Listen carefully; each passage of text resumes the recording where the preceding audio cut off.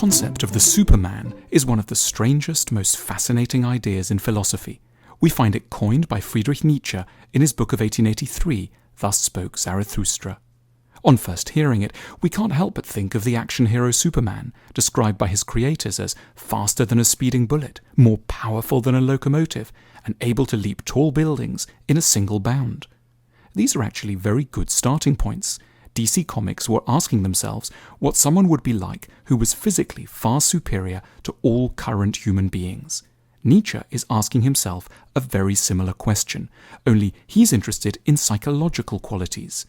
In Thus Spake Zarathustra, Nietzsche points out that evolution cannot be assumed to have finished. Human beings have evolved from apes.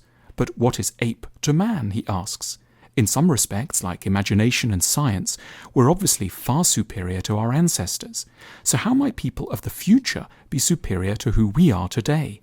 Nietzsche's character Zarathustra's task is to speculate about what the Superman, the more advanced person of tomorrow, will be like.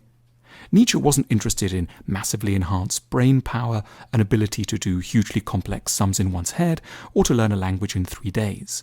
Rather, he was developing a crucial thought experiment.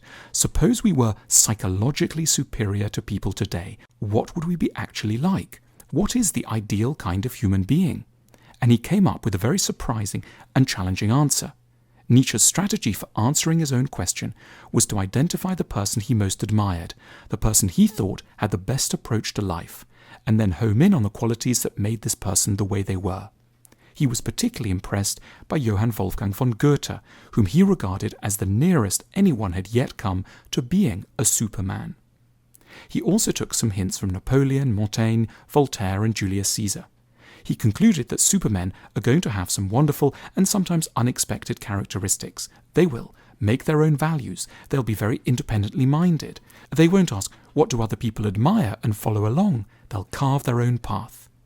Supermen accept that they might need to hurt people in the name of great things. They can be selfish in strategic ways.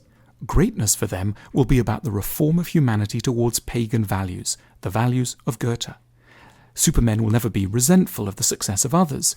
They'll accept suffering as a necessary component of good things. They'll understand that they're hard to understand, and that therefore they may often be lonely. They'll be gentle towards the weak, out of consciousness of their own great strength. They'll be a little bit wicked around sex, by conventional standards. They'll not be humble, but rather delight in their own abilities. They'll be interested in the practical application of culture to raise the mentality of society.